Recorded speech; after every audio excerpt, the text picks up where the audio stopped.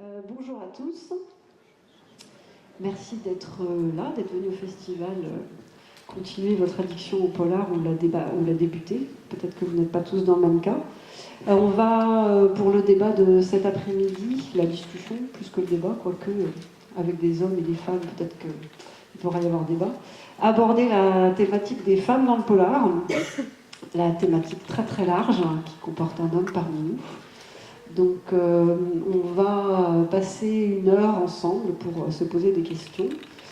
Je vais vous présenter les personnes et les auteurs ou les auteuses ou les auteureux. Vous me direz si vous êtes attachés, ou les autrices, je ne sais plus, je suis perdue tellement il y a des appellations possibles, les écrivaines qui sont avec nous, et les écrivains. Donc je commence par Julie Ewa pour son roman Les Petites Filles. On a avec nous ensuite Jacques Saucé. Ne prononcez jamais leur nom. Ce sont les derniers ouvrages, quoique Julie, pour l'instant c'est le premier, je crois, c'est bien ça. Et Marie Vindy pour Chienne. Donc des romans différents, des univers différents et des écritures différentes. On va essayer de voir un petit peu la place de la femme là-dedans, à différents niveaux.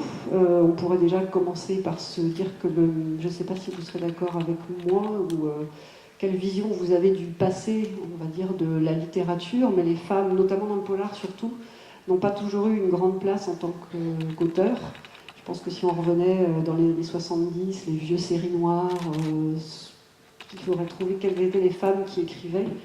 On a quelques noms comme Agatha Christie il y a un petit moment, il y a eu Patricia Highsmith, mais enfin disons que dans ce genre-là, je pense qu'à un moment où l'édition était peut-être tenue par les hommes, ou je ne sais pas, ou est-ce que le polar était lu par des hommes, en tout cas la place faite aux femmes qui écrivent n'était pas très grande. Ce qui a changé, je ne sais pas depuis combien de temps, mais en tout cas ça a changé, c'est pas plus mal, et maintenant tout le monde écrit, et c'est bien, ça fait des sujets assez vastes, et ça nous permet de se poser ces questions-là. On le voit à travers plein de sujets. Il y a des auteurs pour qui la question de la place de la femme se pose. Je voulais savoir si pour vous ça avait déjà une importance, ou est-ce que vous en avez pas marre quelquefois qu'on vous demande si en tant que femme c'est différent d'écrire, ou est-ce qu'on est conscient. Jacques, peut-être que c'est vrai qu'on interroge moins les hommes sur la difficulté à être un homme, mais être un homme n'est peut-être pas forcément plus facile. Mais en tout cas, on pose souvent cette question-là aux femmes qui écrivent, ce qui peut avoir un côté assez fatigant. Donc voilà, comment est-ce que vous le vivez l'une et l'autre? Peut-être, Julie, que vous avez été moins soumise à la question, mais voilà, c'est la première occasion. Donc voilà, comment est-ce que vous vivez ça toutes les deux? Marie, tu peux peut-être commencer. Moi, la manière d'écrire, elle est ni féminine ni masculine. Moi, je me suis plutôt emparée d'univers masculins, mais avec qui sont une manière de s'interroger sur les femmes, sur les femmes dans la société, en particulier sur les violences sur les femmes, faites aux femmes. Alors évidemment, Chienne traite directement de ce sujet, donc je préfère qu'on m'interroge sur les thèmes, sur les sujets, sur la manière dont j'ai été chercher de l'information, que sur ma féminité dans l'écriture, parce que voilà, c'est moins intéressant. Ah mince, pardon. Et donc il y en a un qui va se faire la circulation. Moi je trouve que c'est une question difficile. Enfin, ça fait pas si longtemps que ça que je fais partie des auteurs, et donc que je rencontre des lecteurs, et moi je suis jeune, j'ai personnellement jamais ressenti, on va dire, de différence, hormis le fait que les personnes sont bizarrement plus impressionnées quand on est une femme et quand on est jeune et qu'on écrit du polar, ou plus déroutées. Mais je ne saurais pas dire sur quoi ça s'appuie. Peut-être sur des préjugés. J'en ai peur. Ce qui nous renvoie tout à fait à la question pourquoi est-ce qu'effectivement ce serait différent lorsqu'on est une femme? Ça se justifie quand même, je pense, parce qu'on est dans une société patriarcale depuis le néolithique, on va dire. Et du coup, il y a forcément dans l'esprit des gens, dans les représentations, des choses qui circulent et qui datent depuis des lustres, et ça fait pas si longtemps que ça en fait qu'on commence vraiment à parler d'égalité entre les hommes et les femmes, donc je pense que ça nous suit, que notre tradition nous suit. Vous avez ça me fait penser à un truc très très bête. Il y a un très bon exercice à faire, c'est de regarder cette chanson qu'on connaît tous.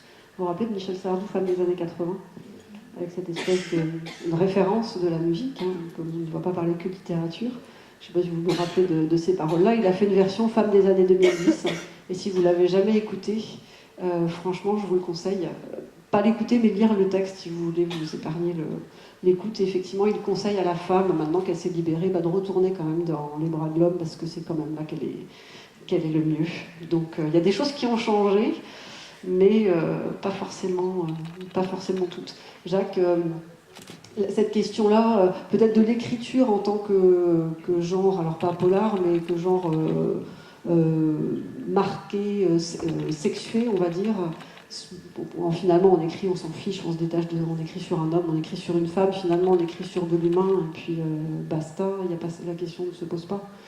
Moi, je rejoins Marie sur le point que l'écriture, pour moi, elle est pas vraiment sexuée, elle est nous, quoi. Et j'essaye, d'autant plus que depuis peu de temps, je fais parler mon personnage féminin à la première personne. Et mon désir, moi, c'est que quand un lecteur lit ces passages-là, qu'il ne sente pas derrière que je suis un homme. En fait, j'essaye de caler mon écriture sur la vie réelle du personnage, j'essaye de me glisser dans sa peau, comme un acteur peut faire, en fait. Et c'est vrai que c'est pas toujours évident de réagir, d'essayer de réagir comme réagirait une femme, mais en même temps, je me dis qu'elle essaie de réagir avec sa réaction humaine, hein, ses dégoûts, ses haines, ses amours, comme nous aussi en tant qu'hommes, on peut réagir de notre côté. Et quelque part, j'ai pas trouvé ça aussi difficile que je le craignais, de rentrer dans la peau de cette femme finalement dans cette écriture. Curieusement, j'ai même trouvé au tout début de mes premiers romans que j'avais plus de mal à conceptualiser mon personnage masculin, finalement, que ce personnage féminin qui s'est assez facilement imposé à moi. Et donc, j'ai pas trouvé de difficulté particulière à aller dans cette direction-là. Et notamment, je sais qu'elle va venir tout à l'heure, j'ai été particulièrement impressionné par mon ami Claire Favant, qui dans un de ses romans parle d'un personnage masculin comme si elle était un homme. Finalement, on ne sent pas la différence. Il y a vraiment une écriture, il y a une intensité, il y a une volonté, il y a une direction qui est mise dans cette écriture, qui n'est finalement ni masculine ni féminine, mais qui est une écriture polar à part entière. Vous êtes du côté de l'écriture, c'est vous qui imaginez vos personnages. Moi, je suis lectrice. Je sais qu'il y a des choses qui sont sans doute difficiles des pièges qui sont difficiles à éviter. Puis on est dans un genre qui est plein de stéréotypes. Le polar, que ce soit dans la littérature ou le cinéma, était marqué par des femmes fatales, des femmes... qu'est-ce qu'il y a eu comme type de femmes manipulatrices, enfin qu'est-ce qui rejoint la femme fatale, la femme maman aussi, un petit peu la putain. On peut dire que dans ce genre-là, c'est assez caractérisé. Et on retrouve ça, alors ça s'est beaucoup atténué, mais les personnages, hommes ou femmes d'ailleurs, les hommes sont soumis à des stéréotypes aussi, sont stéréotypés. Il y a eu pas mal d'articles ces derniers temps qui ont tourné, notamment chez les auteurs, pour dire attention, les femmes sont souvent, le héros va être un homme, la femme va arriver à un moment, et puis finalement c'est avec la bonne copine, mais elle va finir dans le lit, ou alors la femme est souvent ce qu'on appelle, je suis désolée, on va employer des termes précis, mais la pouffe. Vous n'imaginerez jamais un homme qui soit décrit comme une pouffe, par exemple. Il y a certaines caractéristiques qui sont parfois assez marquées. Est-ce que c'est des choses auxquelles on pense, ou est-ce qu'on est soumis un peu à ces clichés, et puis quelque part ça passe malgré nous dans ces personnages-là, où vous faites attention un petit peu à ça, à comment vous imaginez vos personnages et ce qu'ils vont un peu traduire d'eux-mêmes, de l'image qu'ils vont donner? On y pense forcément à la construction du personnage. Après, encore une fois, les personnages sont eux-mêmes des humains, donc on peut avoir un personnage qui est une femme et qui est idiote, et voilà, parce que bon, ça existe. On peut avoir, voilà, ça dépend je crois que ça dépend aussi de l'histoire qu'on veut raconter et ce qu'on veut faire dire à des personnages. Ensuite, le roman policier, c'est vrai que c'est un roman de genre avec beaucoup de codes. Alors on s'en éloigne, voilà, mais on est toujours un petit peu obligé de se situer par rapport à ça. Personnellement, évidemment, dans Chienne, je suis très loin de tout ça. On n'est plus du tout on est dans un roman qui est presque assez proche du documentaire. Donc moi, ce qui a été difficile pour ce roman sur la féminité, c'est de faire parler justement des très jeunes filles de cité. Donc je suis une femme, j'ai été une jeune fille, mais dans un contexte tellement différent que finalement la recherche elle se fait sur d'autres créneaux. C'est-à-dire que j'ai pas été chercher j'ai pas été m'interroger sur leur féminité. C'est le propos même de Chienne qui est sur le machisme dans les cités et sur la violence faite aux filles dans les cités. Mais voilà, on s'interroge toujours sur les personnages parce que ce qu'ils sont, eux, vont évidemment se traduire par leurs attitudes, par leur position. Et décrire des filles des cités, c'est ce qui a été le plus dur parce qu'elles sont invisibles. Donc c'est le propre même. Enfin, autant, moi je suis aussi chronique judiciaire, donc autant les personnages masculins, je les vois tous les jours en audience, a priori sur le. Enfin, Chienne, c'est aussi sur le trafic de stupéfiants, donc c'est des gens, des garçons que j'ai vus très régulièrement face à moi et dont il est plus facile de trouver des témoignages ou des récits. Par contre, voilà, on voit comment les femmes disparaissent aussi, en tout cas dans la cité, comment elles sont cachées, où les attitudes sont différentes. Donc il a fallu faire un effort aussi d'imagination et de recherche pour aller chercher cette matière-là. Donc voilà, ça rejoint ce que je disais au début finalement. C'est plus sur la manière dont on se documente, dans la manière dont on travaille les personnages, plus que sur une écriture qui serait féminine ou masculine. Moi, c'est quelque chose auquel j'attache beaucoup d'importance et je m'efforce quand j'écris de travailler mes propres préjugés, mes propres représentations. Parce qu'on est, à mon avis, quand même dans un monde où on est submergé par des clichés, que ce soit à la télé ou sur n'importe quelle pancarte publicitaire. Et du coup, je pense que ça peut être difficile si on relâche nos efforts ça peut être difficile si on fournit pas un certain effort de ne pas tomber dans certaines catégories, parce que la catégorisation, c'est quelque chose, une tendance humaine en fait. C'est plus simple, le langage aussi, il catégorise. Et ça demande justement d'essayer de présenter l'humain dans toute sa complexité, avec toutes ses nuances. Et j'ai essayé de le faire dans mon roman en présentant des personnages féminins avec aussi une part d'ombre, puisque moi mon roman se passe en Chine, donc je décris comment les belles-mères chinoises elles persécutent leurs belles-filles parce qu'elles-mêmes ont subi une pression monstrueuse pour avoir des garçons. Et parce qu'on a été persécuté à un moment donné, on va se transformer en persécuteur. Voilà, je pense que c'est important personnage homme ou femme, qu'on essaye de nuancer et de présenter la personne de façon complexe.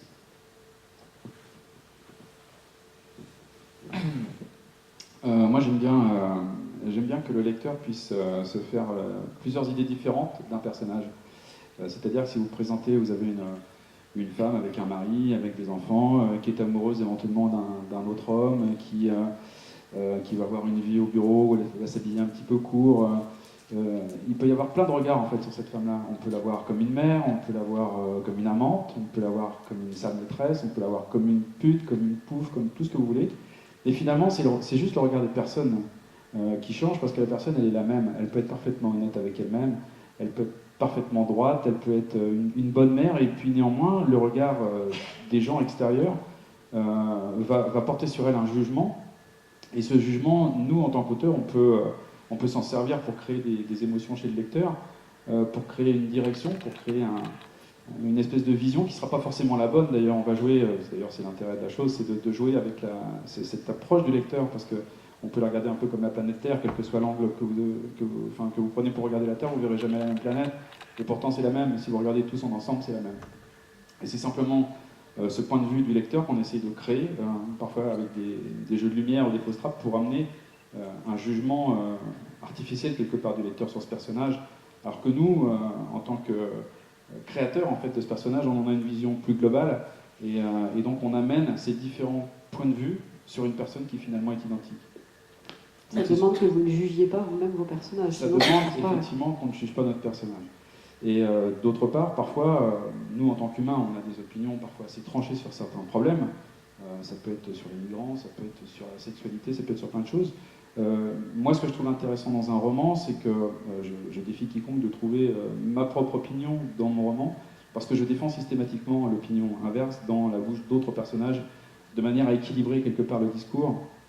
Ça me fait réfléchir moi-même sur mes propres idées, sur mes propres contradictions, sur mes propres, parfois des erreurs en fait de parcours, de jugement, tout simplement. On est humain, on est faillible, et en même temps, ça permet de faire une espèce de planète Terre sur ce personnage, d'amener des choses qu'on n'avait pas forcément imaginées au départ en les mettant dans la bouche d'autres personnes. Julie, j'avais envie de vous demander comment, donc justement sur le sujet des petites filles, comment ce sujet était venu à vous, parce que ce matin on s'est posé la question d'écrire sur des sujets qui nous sont proches ou pas. La Chine n'est notamment pas un pays proche et en plus pas forcément une culture proche de la nôtre. Est-ce que c'est un voyage que vous avez fait là-bas, et comment est-ce que vous avez justement fait attention à ce décalage de culture et à cette tendance qu'on a quelquefois à penser que la nôtre est la meilleure, ou que notre façon de voir les choses est la meilleure, alors qu'il y a des gens qui vivent dans d'autres situations, pour eux ces fonctionnements sont normaux. Comment vous avez abordé ces problématiques-là? C'était justement le fait de me plonger dans une culture radicalement différente de la mienne qui m'intéressait. Et à la base, c'était, je sais pas, c'est presque le hasard qui fait que je me suis penchée sur la question. J'ai dû tomber sur un reportage ou sur un article sur les femmes chinoises, et notamment le fait qu'elles avaient le droit d'avoir qu'un seul enfant, et qu'elles voulaient à tout prix avoir des garçons, et donc on en arrivait soit à abandonner les petites filles, soit à les tuer, des choses assez dramatiques. Et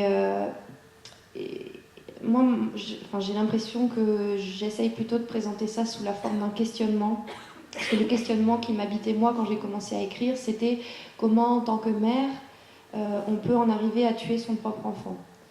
Et à partir de là, je me suis interrogée et je me suis documentée sur la Chine, et je me suis rendu compte qu'en fait, il n'y avait pas qu'une seule explication, mais qu'on était dans un contexte et dans une culture et dans un contexte politique qui engendrait des choses comme ça. Et je suis tout à fait d'accord sur le fait que il faut essayer de présenter tous les points de vue. Et c'est ce que j'ai essayé de faire, en fait, de plonger un peu, modestement, parce que moi je suis pas une femme chinoise, j'ai pas vécu en Chine, donc je peux qu'imaginer ce qui se passe là-bas, ce qui se passait là-bas, parce que la politique de l'enfant unique a été abolie. Mais c'est juste essayer un moment de se décentrer de son point de vue de français ou d'occidental, ou de son point de vue personnel, tout simplement, pour essayer de se mettre un peu plus dans la peau de l'autre et d'éprouver un peu d'empathie pour lui. Là, on parle de choses qui sont violentes. Le polar est un genre qui parle pas mal de la violence. Justement, vous, dans les différentes histoires que vous mettez en place, les sujets comme celui-ci sur lesquels vous vous penchez, vous voyez un petit peu comment cette violence surgit.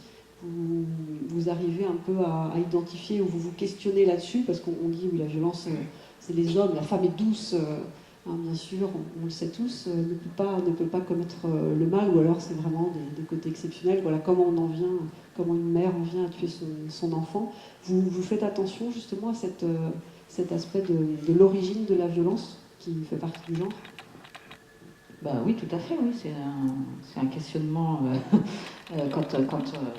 Quand on écrit vraiment, on décrit la violence, en tout cas, qu'on écrit sur la violence, évidemment, c'est une question qui me paraît incontournable.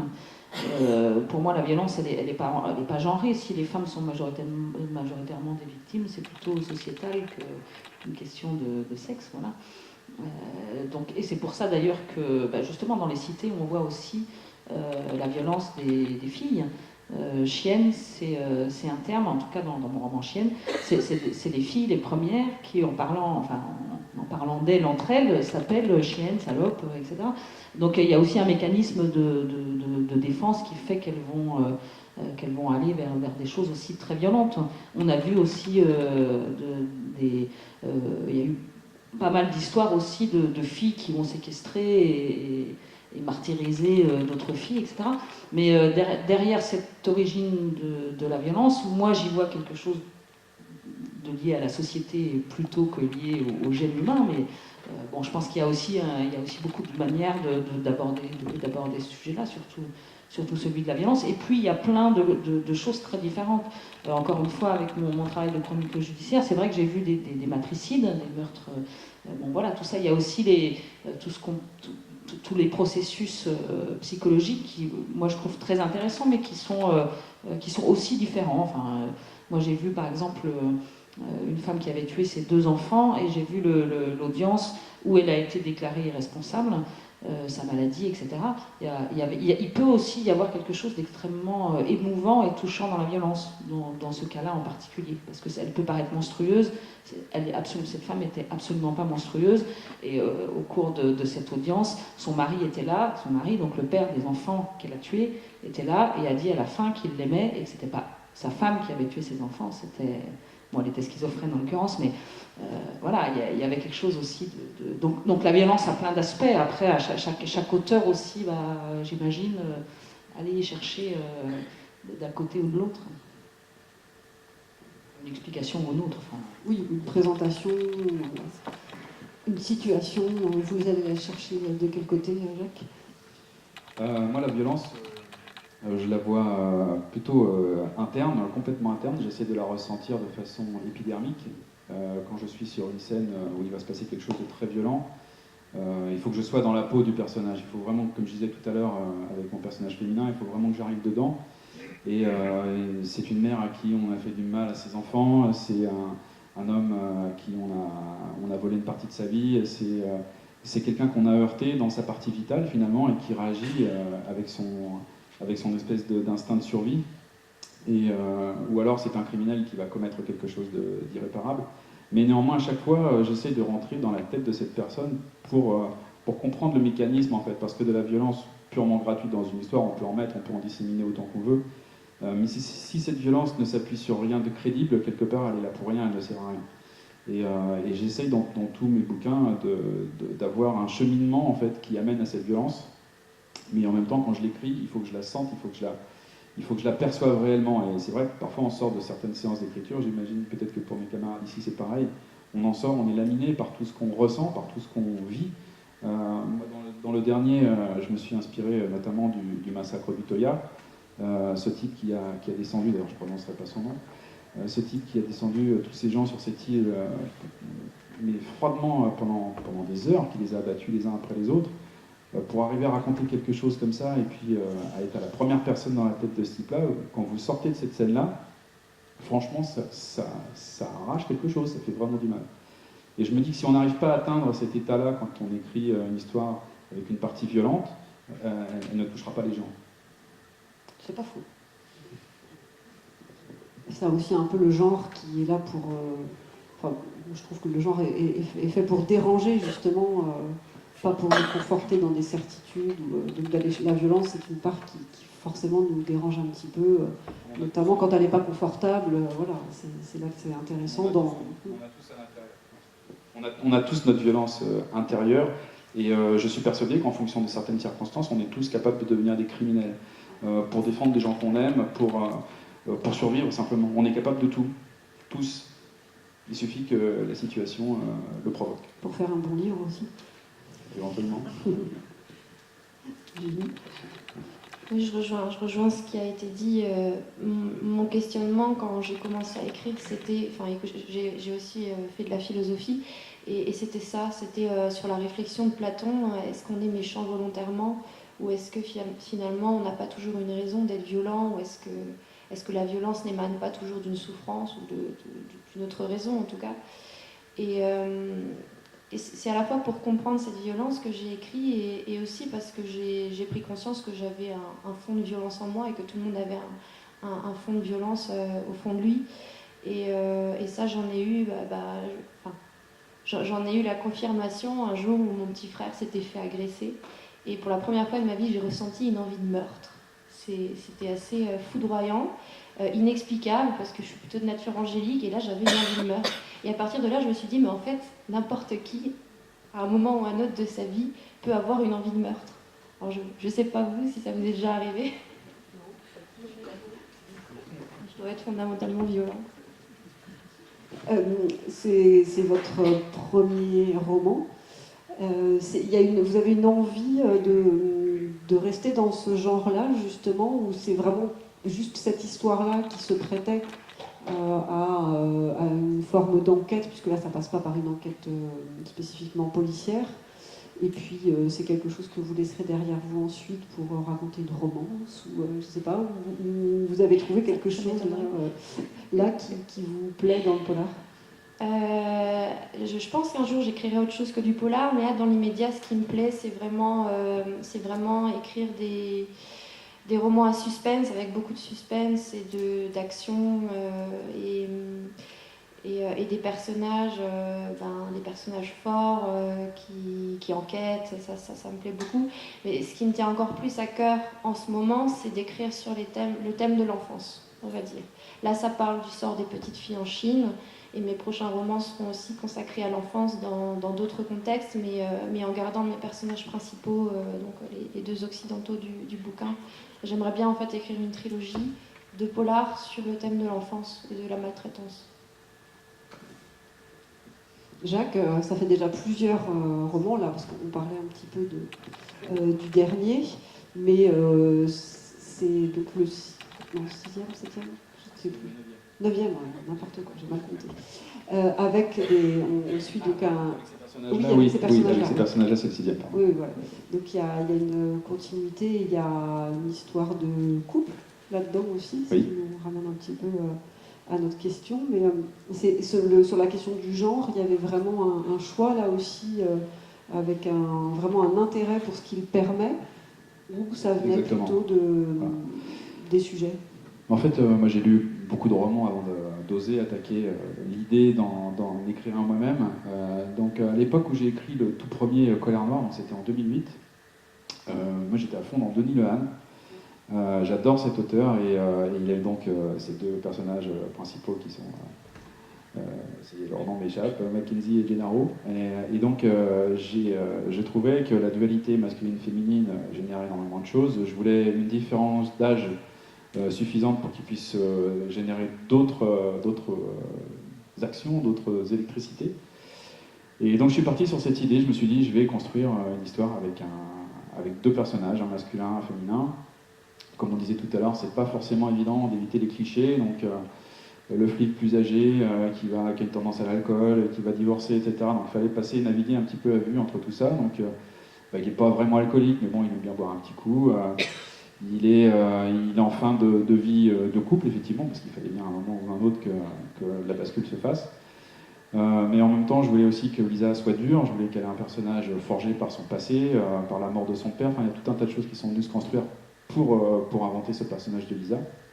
Et donc, cette dualité, oui, je l'ai voulu parce qu'elle me permettait énormément de choses. Ce sont justement le duo, on parlait de Kenzie et Gennaro, le duo de flics ou d'enquêteurs, tout du moins, important dans le genre. Il y en a plein d'autres. Je pense à Elizabeth George, ou d'ailleurs on pense à des auteurs américains. Frank Tillier, ne serait-ce que voilà, qui est notre plus gros représentant en France. Donc j'ai découvert les personnages de Frank Tillier au moment où mon premier roman est sorti. Et moi, j'ai vu qu'effectivement, c'est un duo qui marche aussi très très très très fort. Enfin, tout le monde connaît Frank Tillier. La difficulté après, c'est justement de ne pas marcher dans les pieds des maîtres et puis d'essayer de faire son propre chemin bien à l'extérieur de tout ça. Et c'est une autre partie du parcours. Et ce sont d'ailleurs très souvent des couples professionnels qui débordent. C'est aussi sans doute un des écueils, ou tout du moins une des directions à prendre. Les couples de policiers, c'est vrai qu'il faut qu'ils soient policiers pour tous les deux, j'imagine, pour arriver à comprendre ce que vit l'autre. Si un policier vit avec quelqu'un qui a un horaire très régulier, qui commence à 9h le matin, qui finit à 17h, c'est pas toujours forcément facile pour l'autre de comprendre ce à quoi il est confronté tous les jours. Je pense que des couples qui durent peut-être que plus longtemps, enfin moi je suis pas du tout policier, hein, je suis pas spécialiste du domaine, mais j'imagine que c'est peut-être moins compliqué quand ils partagent la même la même vie en fait, de se comprendre l'un l'autre, que s'il y en a un qui est vraiment dans un univers totalement à l'opposé. Marie, justement, sur cette question du couple, alors Marianne et c'est Fabrice, j'ai un truc mémoire sur Francis. C'était Les francs.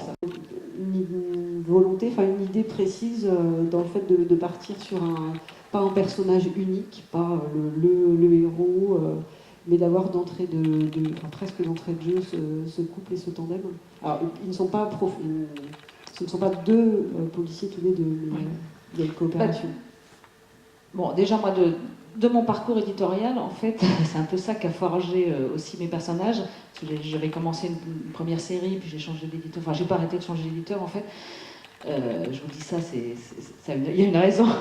Donc, du coup, en fait, tous les personnages réapparaissent dans tous mes romans. C'est-à-dire que parfois, il y aura plus un que l'autre, etc. Et c'est effectivement souvent des couples. Alors, pas forcément des couples, un homme, une femme ensemble, mais c'est souvent des duos, en tout cas. Et bon, c'est vrai que Humbert et Marianne. Alors, on parlait des clichés, c'est marrant parce que ces clichés, on les manipule. Enfin, moi, je les manipule quand même parce qu'ils sont quand même très flagrants. Enfin, moi, j'ai beaucoup côtoyé les gendarmes, par exemple. Le gendarme, c'est pas pareil que le flic. Enfin, bon, il y a quand même des choses qui. Et c'est intéressant de travailler là-dessus, c'est-à-dire d'utiliser ce qu'il y a de caricatural chez ces personnages parce que quelque part, c'est pas basé sur rien. Ça correspond souvent. Et c'est pour ça que ce gendarme un peu obsessionnel et franc, il s'appelle Francis, il y a quelque chose comme ça qu'il pose.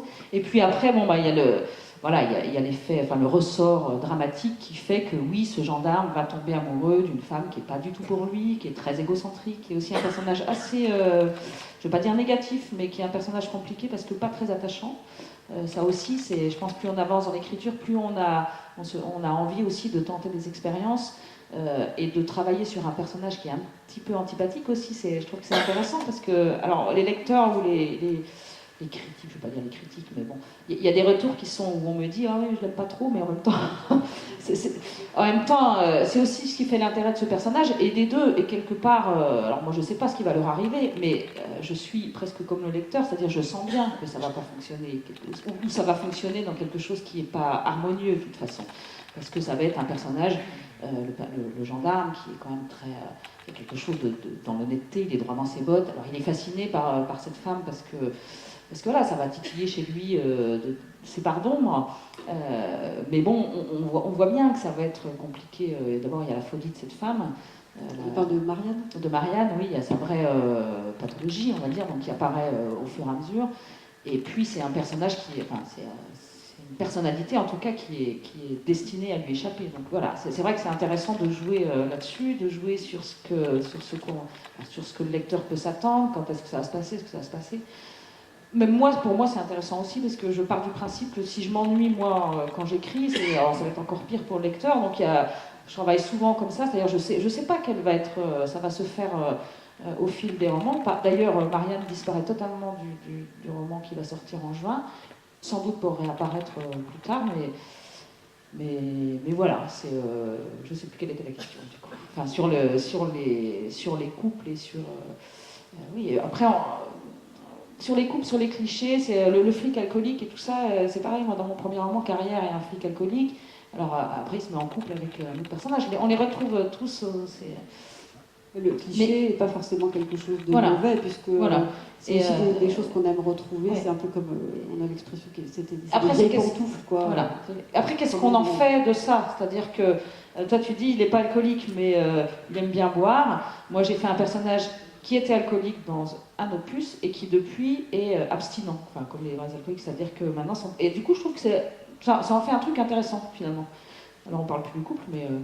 voilà. Mais bon, c'est pareil, lui avec la franco-chinoise, qui est. Voilà, on crée aussi des différences, comme tu dis, parce que c'est intéressant, c'est là où il va se passer quelque chose. Quoi. Et d'avoir une espèce d'ambivalence, enfin, de ne pas être sur des personnages et des situations monolithiques, on s'ennuierait, enfin, peut-être que sans vous, et sans doute vous aussi, puis nous, en tant que lecteurs, on s'ennuierait beaucoup s'il n'y avait pas du contraste. Quoi. C'est-à-dire, ça dépend ce qu'on cherche, mais soit on cherche.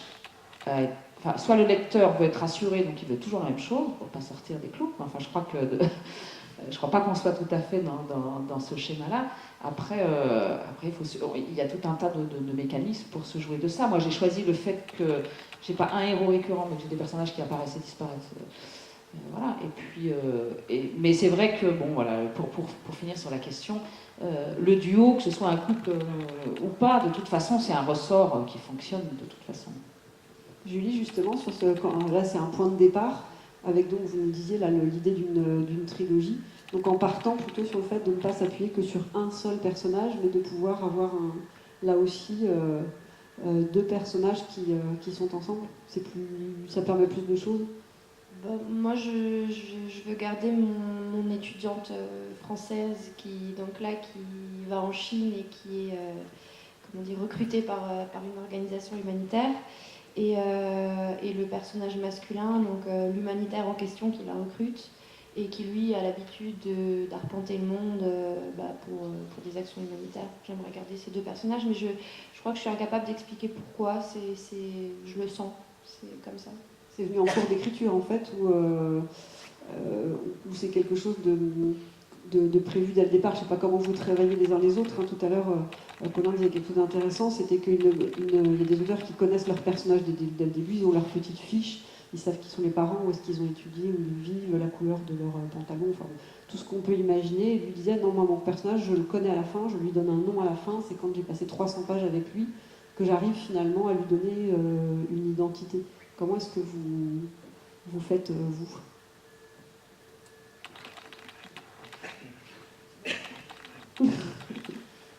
Je pense qu'on rejoint la question du plan aussi, peut-être.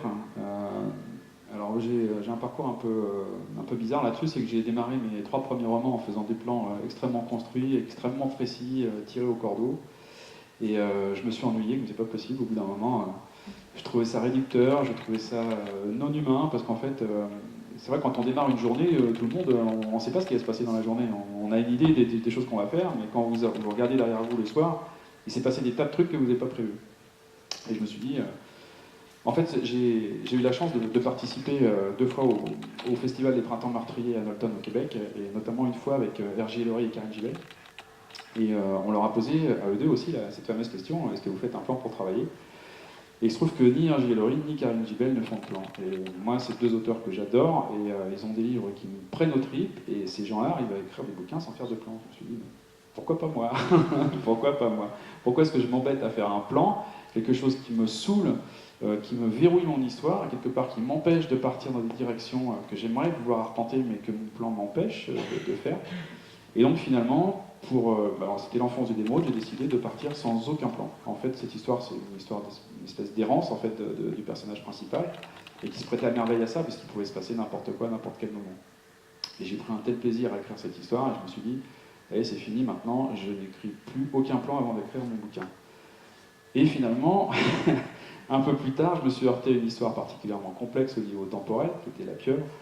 Et je me suis un petit peu perdu dans les différents plans. Et là, je me suis dit, après coup, pourquoi est-ce que je ne pourrais pas écrire mon plan après coup ? C'est-à-dire que je savais que je voulais partir sur 2 lignes temporelles bien différentes qui devaient se rejoindre à un moment. Donc c'est une technique en fait, de narration qui permet de passer de l'un à l'autre, qu'on trouve dans pas mal de livres, mais qui nous permet de jouer un petit peu avec le lecteur et puis avec la tension de l'histoire. Et je me suis dit, une fois que j'ai écrit mon chapitre, je fais un tout petit plan pour me dire où je suis. Et donc par moment, quand je vois que par rapport à l'idée générale que j'avais de l'histoire, ça ne m'empêche pas de redécaler un tout petit peu quelque chose, mais au moins j'ai un suivi de ce qui se passe qui m'évite de relire sans arrêt. En plus, quand c'est un gros roman de 500 ou 600 pages, on devient fou, quoi. Et donc maintenant, je fais une espèce de mix des deux, c'est-à-dire que je pars vraiment absolument sans aucun plan, et au fur et à mesure, derrière moi, quelque part, je construis mon petit squelette pour arriver à savoir où j'ai mis mes pieds. Et donc, ce qui me permet de me retrouver au niveau temporel, au niveau des dates, un tel qui va se marier avec quelqu'un, si vous remarquez que c'est en 2004 et que 10 pages plus loin c'est en 2010, moi je suis spécialiste du genre, il vaut mieux vraiment relire très très sérieusement votre bouquin du début à la fin pour éviter ce genre d'erreurs. C'est vrai que si vous faites un plan, normalement, vous passez à côté de ces erreurs-là. Bon, moi j'ai en général la tendance à mettre le pied dedans, mais je corrige toujours systématiquement ça, donc non, pas de plan.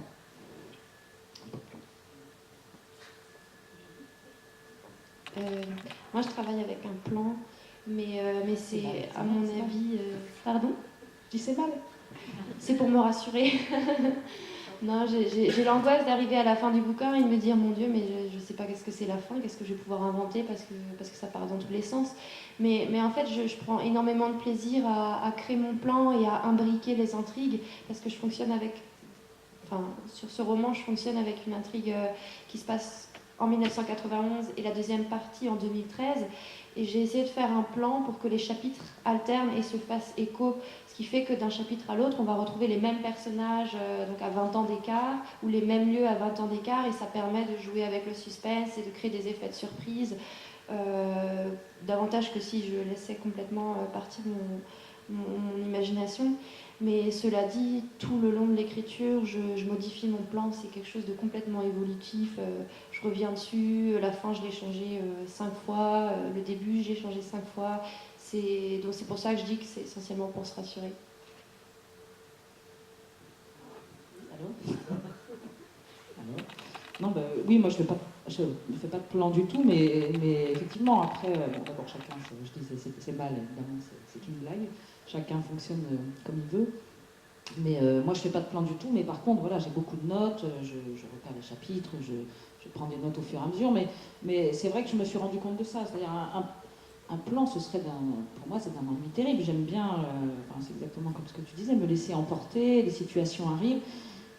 Et puis finalement, et c'est ça qui est aussi passionnant, c'est qu'on met des bases, on met des pions sur la psychologie des personnages, par exemple, ou sur leur personnalité. Et puis petit à petit, ça va évoluer, parce que ça va évoluer au contact des uns et des autres, l'histoire va évoluer, et puis il y a des choses auxquelles on n'avait pas pensé, ou des contextes qui vont de soi, qui vont intervenir, etc.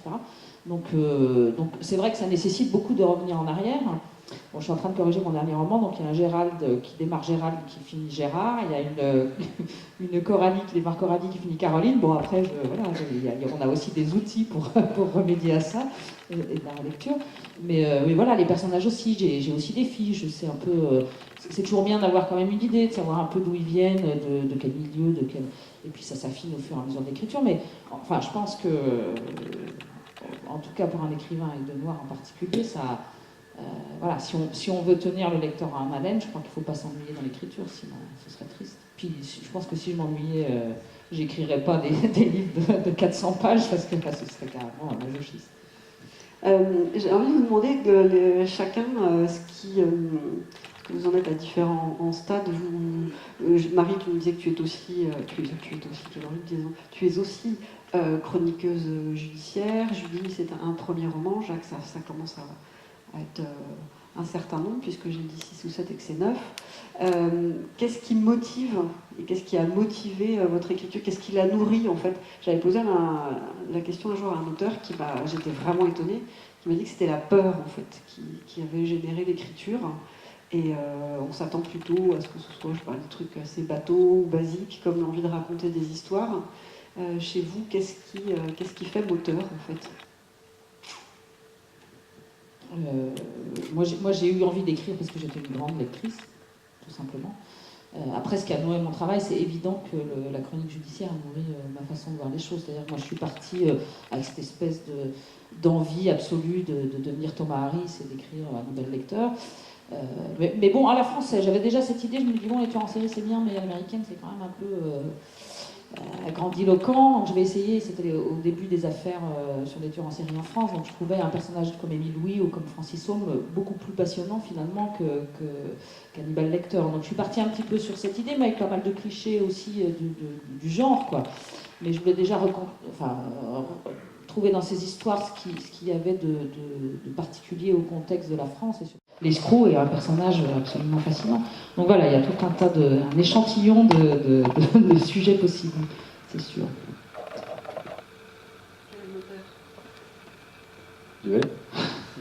Moteur d'inspiration, un petit peu tout. Je compare. L'envie d'écrire, d'où elle vient moi, j'ai lu aussi beaucoup de romans policiers quand j'étais gamin. C'était il y a pas mal d'années, donc Agatha Christie, Alex Barria, tout un tas de... Boileau Narcejac aussi, que j'adorais. Et petit à petit, je me suis intéressé à l'idée d'écrire une petite histoire. Donc j'ai commencé par une nouvelle de quelques pages. Je l'ai fait lire autour de moi, et puis bon, évidemment la famille à chaque fois vous dit c'est bien ce que tu fais mon petit gars, continue, c'est super. Donc évidemment on n'a pas du tout d'avis objectif, ce qu'on cherche à savoir c'est ce que quelqu'un en pense vraiment, donc l'idéal c'est de le faire lire par quelqu'un que vous ne connaissez pas du tout. Et donc est venue l'idée de participer à des concours de nouvelles. Donc j'ai participé à une petite dizaine de concours, il se trouve que j'en ai gagné 2, et celui dont j'écris des nouvelles pendant une vingtaine d'années. C'était vraiment une activité très sporadique. Je faisais pas mal de sport à l'époque, ce qui se voit moins aujourd'hui, mais je faisais pas mal de sport, et en fait j'emmenais toujours un cahier en fait, pendant que j'étais en compétition. Et donc les soirs, quand on était dans nos chambres, là, j'essayais d'écrire une petite histoire. De temps en temps, j'apportais ma petite heure d'écriture, on va dire, sur ce travail-là. Et puis au bout d'un moment, ça a commencé à faire un certain nombre d'histoires, et donc j'ai commencé à chercher un éditeur en fait, pour ce recueil de nouvelles, et donc je l'ai trouvé l'année dernière. Donc 30 ans après, la première nouvelle. Donc si jamais vous avez envie d'écrire des nouvelles, surtout Neuron, on ne sait jamais. Et en fait, ce que j'ai trouvé dans la nouvelle, c'est l'envie de surprendre le lecteur, parce que la nouvelle, ce qui est intéressant, c'est que quand elle finit sur un pied tordu, sur une chose trappe, sur quelque chose que le lecteur n'attendait pas. Et j'ai trouvé l'idée intéressante, et je me suis dit, tiens, ça pourrait être très constructif pour un chapitre en tout cas, pour savoir comment finir un chapitre dans un bouquin. Parce que parfois vous lisez des livres, le chapitre se termine, vous avez l'impression que oui, bon, bah, ça se termine, mais enfin, il n'y a pas de nerf derrière qui amène la suite de l'histoire. Pour ça, j'ai trouvé la nouvelle intéressante. Donc je parlais tout à l'heure des concours, j'en ai fait quelques-uns. Ayant gagné mon dernier concours en 2007, je me suis dit, après tout, pourquoi pas essayer plus ambitieux? Pourquoi pas écrire un roman? Il y a des tas de gens qui écrivent des romans, pourquoi je n'essaierais pas? Et donc je me suis lancé dans cette première histoire. Et donc je parlais tout à l'heure de compétition, moi, mon sport c'était le tir à l'arc, j'ai fait 10 ans de compétition nationale, internationale, et je me suis dit, pourquoi ne pas utiliser cette arme, que je connais très bien, pour en faire le centre de mon roman, pour faire l'axe en fait, névralgique de l'histoire. Et donc je me sentais en sécurité finalement, parce que je maîtrisais bien ce matériel, et j'ai construit cette histoire autour de ça. Et je me suis piqué au jeu, j'ai mis 1 an à écrire ce bouquin, au début qui était un peu château branlant, et puis finalement, à force de le retravailler, de le remodeler, qui a fini par donner Colère Noire.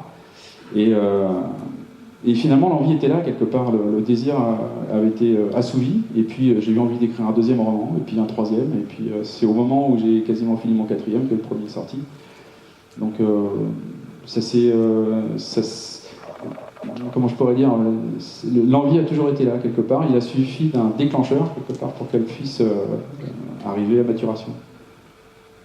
Et l'inspiration, après, je la compare souvent, moi, à une branche d'arbre qui traîne dans une rivière, parce qu'une branche d'arbre dans un petit cours d'eau, vous savez, à la montagne, là, ça ramasse un peu n'importe quoi, les sacs plastiques, les cadavres de chèvres, les bouteilles vides, et puis vous êtes un peu comme ça, vous avez votre bras qui traîne dans l'eau, et puis vous ramassez plein de trucs, et au bout d'un moment, vous avez un certain nombre d'éléments, et vous dites, tiens, ça pourrait être intéressant à travailler, ça pourrait éveiller une petite partie d'une histoire, ça pourrait m'amener quelque chose, et puis ça non, et puis ça oui, et puis en fait, pendant que j'écris un bouquin, j'ai déjà cette branche d'arbre du suivant qui traîne, et qui me ramasse des éléments.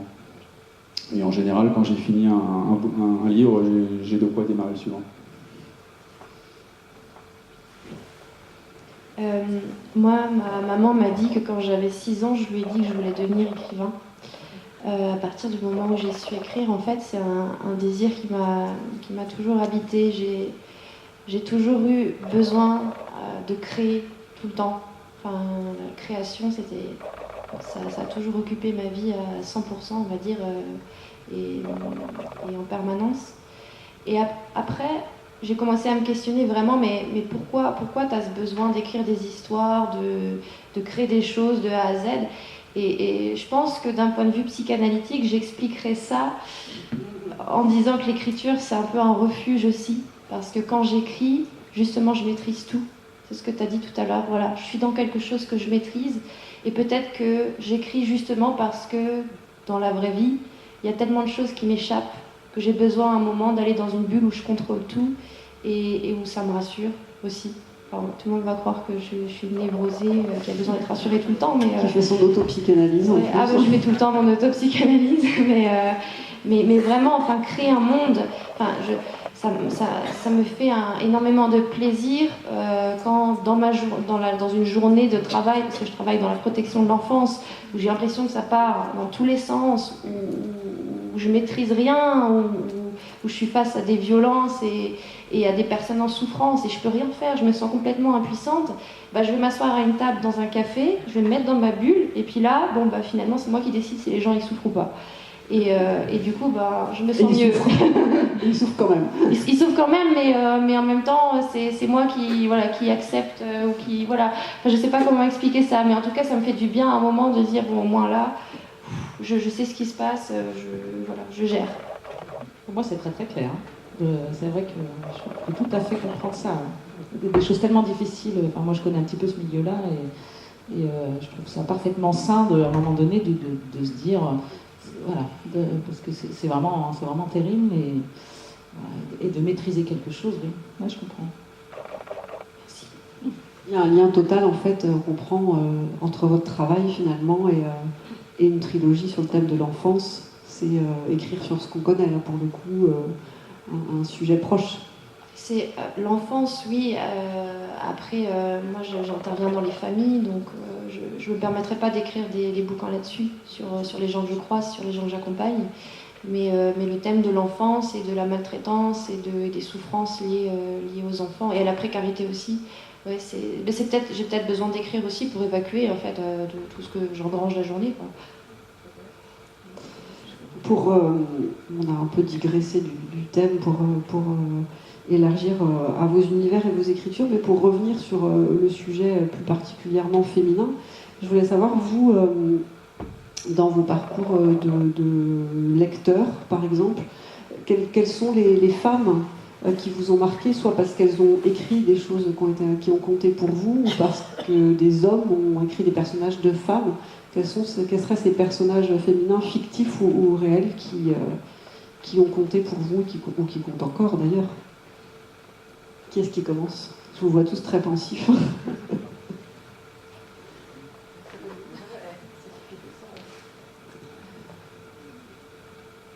Dans les auteurs, je sais pas trop, moi j'ai aussi lu Agatha Christie, j'ai lu Emily Brontë, j'ai lu plein d'auteurs femmes, j'ai beaucoup aimé Colette, mais en même temps j'ai beaucoup aimé Simon aussi, donc je sais pas trop. Des personnages féminins, enfin quand tu m'as posé la question tout à l'heure, le premier qui m'est venu à l'esprit, c'est Lisbeth Salander, sans aucun, voilà.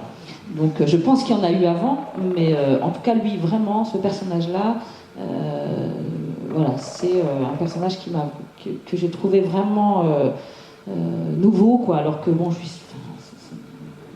Voilà.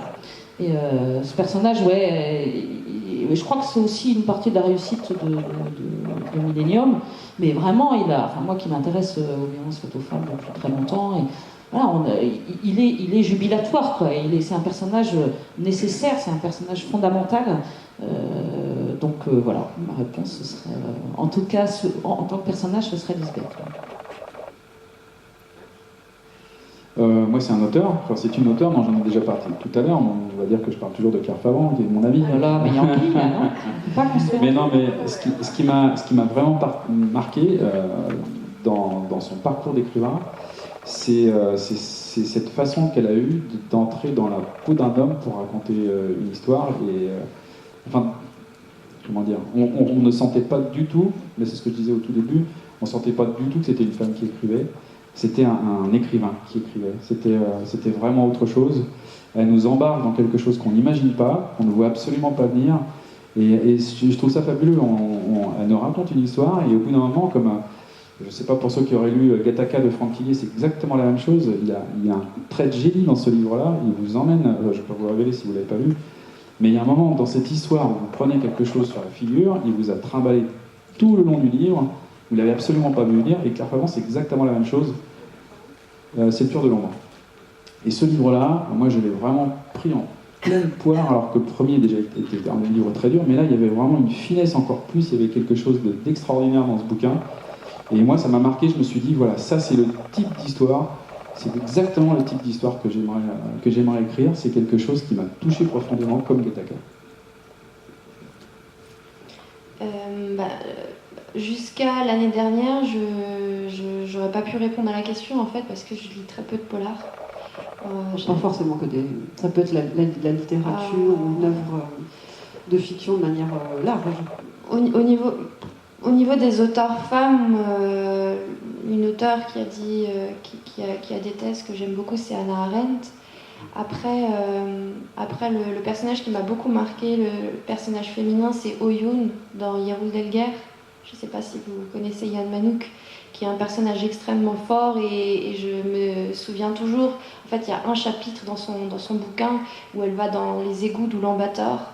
Et c'est un chapitre qui est terrifiant, et il y a un autre chapitre qui est encore plus terrifiant où elle se fait violer par un genre de gang de fascistes. Et ce personnage-là, je le ressens complètement, je suis complètement avec elle quand j'ai lu les chapitres, et je me suis dit waouh, j'aimerais trop avoir un personnage comme ça.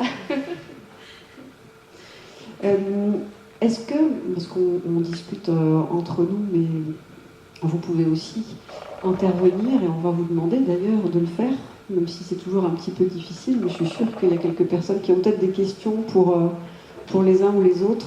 C'est le moment. Tout à l'heure, on parlait de plans que vous ne faites pas tous. Si vous ne faites pas de plan, comment est-ce que vous vous organisez? Vous réécrivez plusieurs fois ou...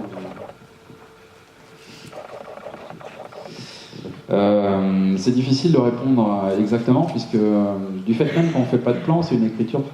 Enfin, moi, j'ai un parcours un peu particulier aussi en plus, c'est que j'écris dans le train tous les jours en allant au travail, parce que j'ai relativement peu de temps en dehors de ça, et donc tous les matins, je prends le train à 6h et j'écris de 6h à 7h. Donc forcément, je relis mon histoire, ce que j'ai écrit la veille, je relis, on va dire, la dernière page, et je reprends le fil, quasiment comme si je n'avais pas arrêté de respirer entre les deux.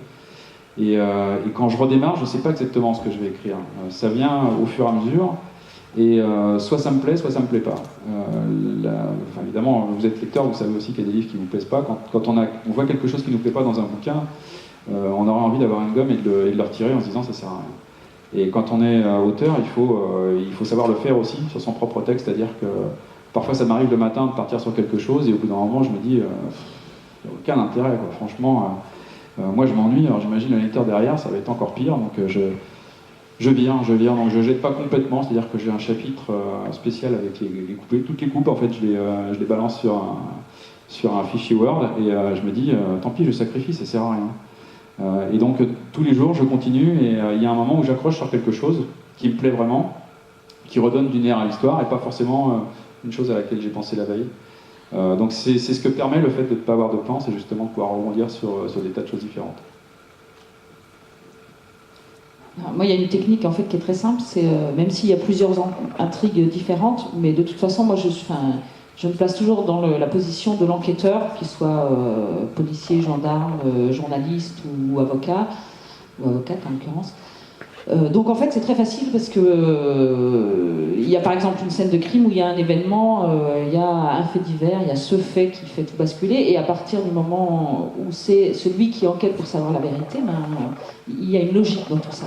Alors, le plus facile à comprendre, c'est vraiment l'enquête policière. Il y a un meurtre au début, le gendarme il est là, ou le flic il va dire, il va faire les premières constatations, il va aller interroger les témoins. Donc en fait le plan c'est ça suit le déroulement de l'enquête en fait tout simplement. Donc au début quand c'est une enquête policière c'est très cadré, et puis petit à petit ça va être une enquête d'un journaliste ou une enquête d'une avocate pour d'autres raisons, etc. Mais le point de vue du personnage fait qu'on avance à son rythme, comme si mon ex-mari disait toujours, mais tu joues au Playmobil, c'est complètement ça, j'ai des personnages, et tu fais quoi toi, puis il va voir machin, voilà, et le roman se construit comme ça. Alors après je crois qu'on est quand même très très formaté, enfin en tout cas c'est mon cas, par la télé et par les séries télé.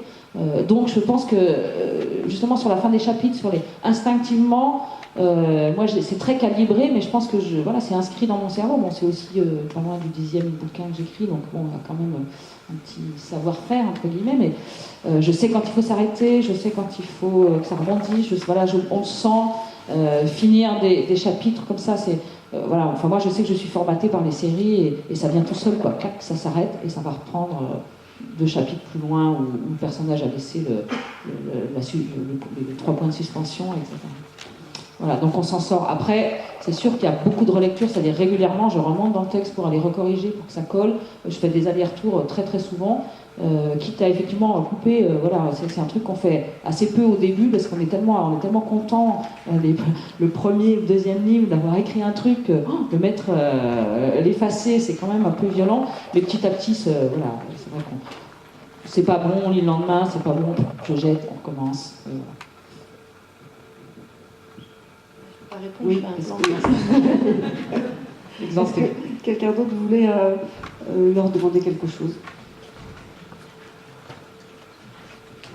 Bonjour, c'est une question plus précisément à Julie Leloir et je voulais savoir si au niveau de son livre, elle avait rencontré des mères chinoises ou des femmes qui avaient commis des meurtres qu'elle a pu exposer dans son livre, ou qu'elle s'était uniquement documentée.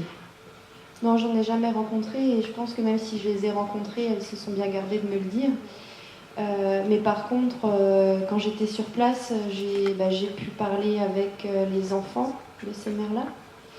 Et après, il y a tout un travail de documentation, de lecture. J'ai rencontré beaucoup de Chinois en fait pour leur poser des questions sur leur culture. Et c'est à partir de là que j'ai pu. Il y a un livre, si ça vous intéresse, qui s'appelle Messages de mères inconnues, d'une journaliste qui s'appelle Xinran, qui rapporte parce qu'elle, justement, elle a eu l'opportunité d'aller rencontrer ces mères-là et d'aller les interviewer jusque dans les villages chinois. Et d'ailleurs, maintenant, elle habite plus en Chine, hein, puisque c'est un petit peu compliqué pour elle. Mais son livre enfin, je vous le recommande vivement si le sujet vous intéresse.